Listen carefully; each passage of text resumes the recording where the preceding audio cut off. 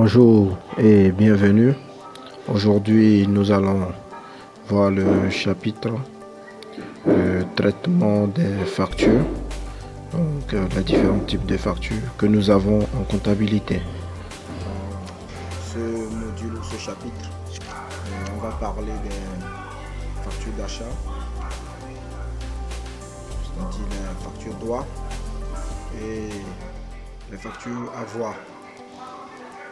Donc, moi c'est Oscar Pagnon, consultant formateur au niveau de Cafico. Les opérations d'achat et vente. Concernant les opérations d'achat-vente, nous distinguons deux types de factures. On a la facture droit et la facture avoir. Concernant la typologie, que ce soit la facture droit ou que ce soit la facture avoir, toute facture est constituée de trois parties, à savoir l'entête, le contenu et le net. Pour les factures droit, la facture droit, tout comme la facture avoir, est délivrée par le fournisseur, surtout pour la facture droit lors de la vente de biens ou lors de la vente de biens. Et la facture avoir concerne les retours de marchandises et les réductions hors facture. On parle de réduction hors facture lorsque, par exemple, on décide d'accorder des réductions à un client suite peut-être à la non-conformité des marchandises. Donc, dans ce cas, on peut faire une réduction en facture. Donc, concernant aussi le retour de marchandises, supposons que l'on a vendu peut-être pour 2 millions de marchandises à un client qui voulait peut-être les pains de 100 francs et qu'à l'arrivée, on envoie des pains de 50 francs. Donc, on voit qu'il y a non-conformité entre ce que le client a demandé et ce que le fournisseur a envoyé. Donc, le client peut décider peut-être de ramener peut-être une partie de sa marchandise comme équivalent à 500 000. Ça sera enregistré et une facture à avoir sera aussi délivrée. Comptabilisation de la facture droit. Pour la facture droit, pour la comptabilisation, c'est pas aussi difficile. C'est juste une manipulation des comptes. Si vous avez déjà suivi ma vidéo sur la manipulation des comptes, vous n'aurez pas de soucis là-dessus, à se faire. Donc, concernant la facture droit, chez le fournisseur, c'est-à-dire chez le vendeur. Donc, lui, la première question à se poser, c'est que je vends à qui? Donc, et la réponse qui vient souvent, c'est à un client. Donc, lorsqu'on se pose cette question, on retrouve par exemple le compte client, ici qui est le compte 4111. Maintenant, le compte client, la deuxième des choses, c'est que c'est de se demander le compte client, est-il augmente-t-il ou diminue-t-il? Ici, dans notre cas, par exemple, lorsque le client achète, selon par exemple la comptabilité d'engagement, donc ça veut dire qu'il n'a pas encore payé à l'instant T là, donc son compte, sa créance est en train d'augmenter. Donc vu qu'on sait que ça augmente, on cherche à savoir si c'est un compte de l'actif ou un compte du passif.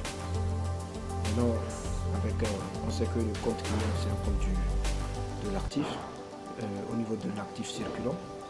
Donc vu que ça augmente, on sait que le compte de l'actif augmente au débit et diminue au crédit. Donc automatiquement, j'ai mon compte client qui reste au débit. Maintenant, j'ai vendu à qui? J'ai vendu à un client. J'ai vendu quoi? Les marchandises par exemple. Donc on aura quoi? La vente de marchandises. Donc j'ai vendu, c'est un produit pour moi. C'est de l'argent qui va me venir. Donc ça va faire augmenter quoi? Mon revenu en fait.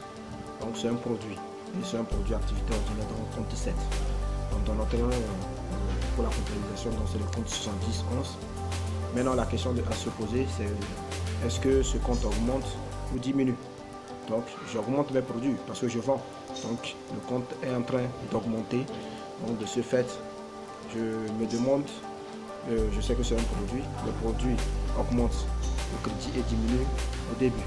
Donc automatiquement je sais que c'est un compte du crédit. Ensuite, si je vends et qu'il y a un escompte que j'accorde au client, donc si j'accorde un escompte au client, c'est que je perds de l'argent. Donc si je devais prendre par exemple 10 000, je vais prendre peut-être 8 500. Donc je perds de l'argent, donc c'est une charge. Donc cette charge augmente donc au débit, le compte 673. On a aussi la TVA.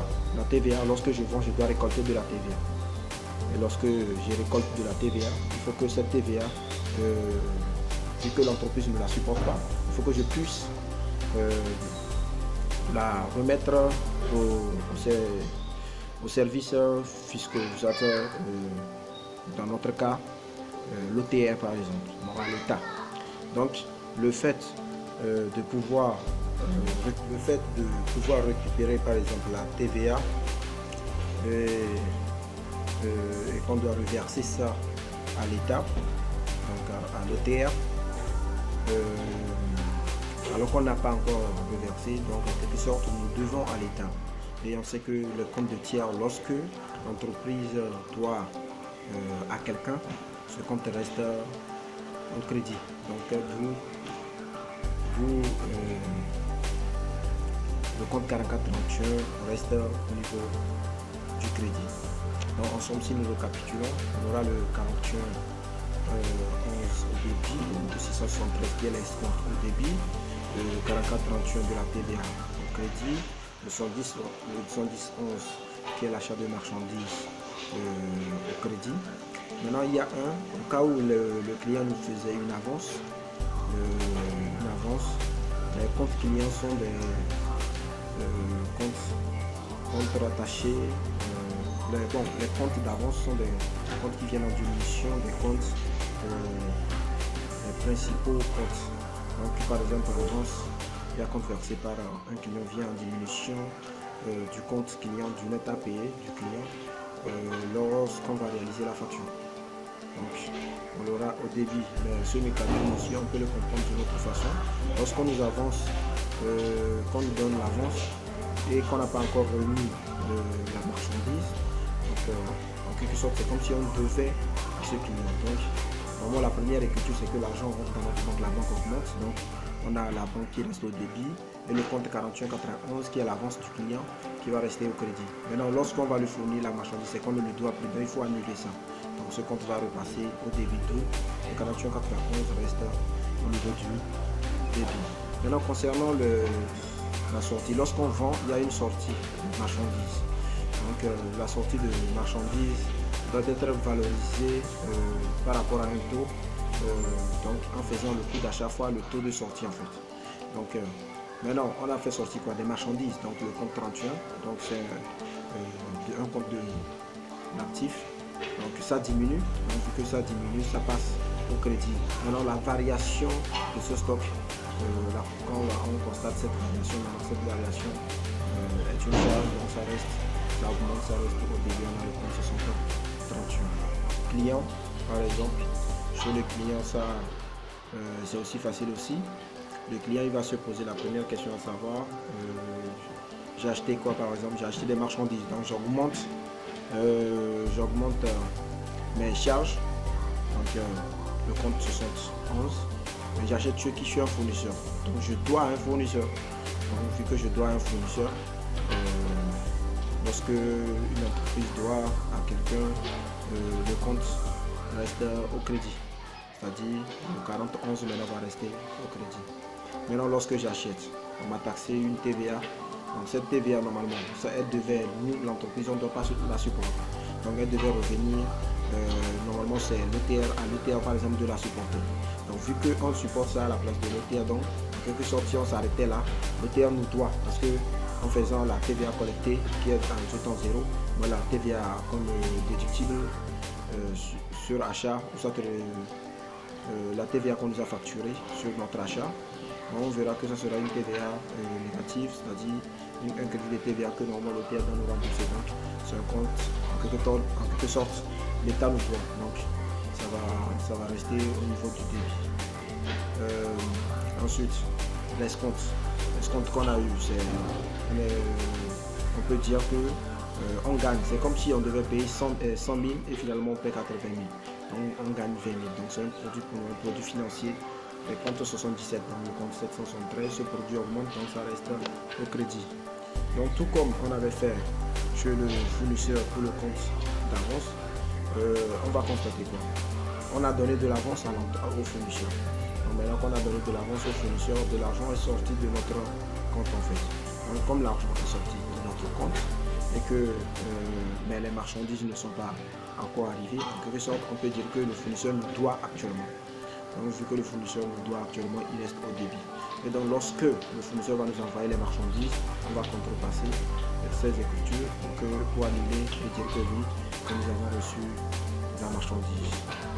En quelque sorte, pour la valorisation au niveau, si c'est un inventaire permanent, lorsque nous sommes clients et que la marchandise arrive, donc lorsque nous recevons la marchandise, on valorise ça au coût d'achat.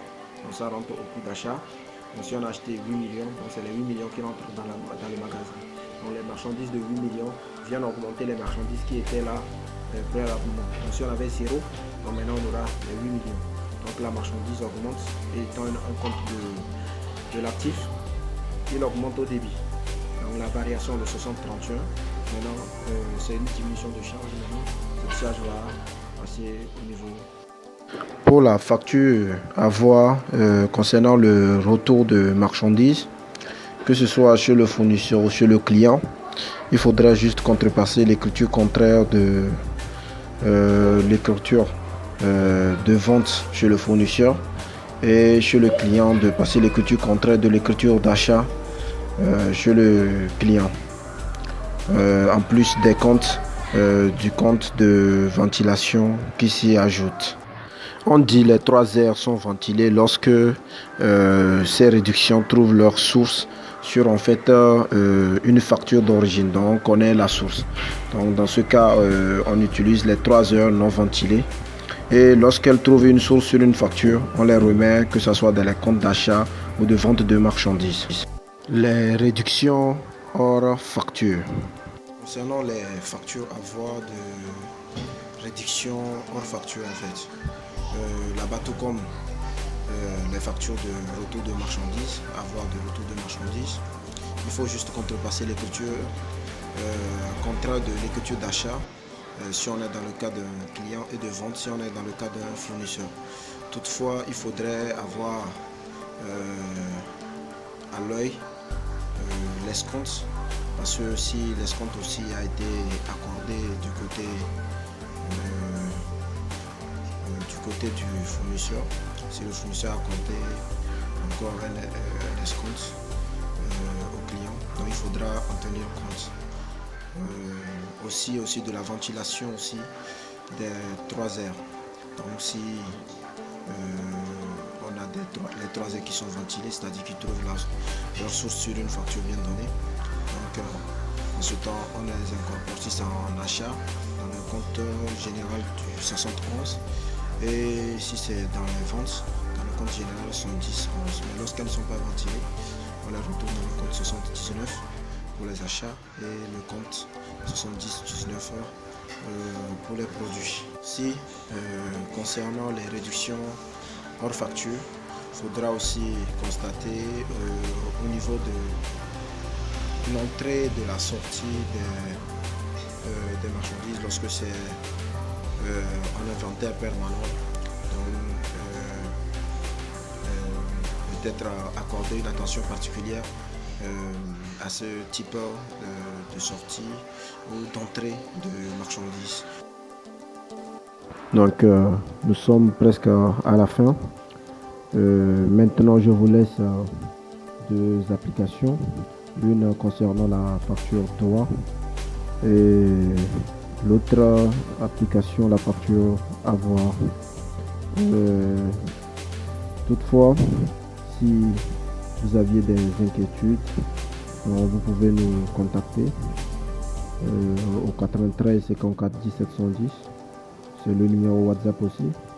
Et puis nous avons une structure, Cafico, qui peut faire des inventaires, nous assistons aussi les étudiants, les élèves afin de passer leur concours et réussir à l'examen. Et aussi nous pouvons faire monter les états financiers et nous avons un comptable pour certifier tout ça là. Je vous remercie et merci et bonne journée.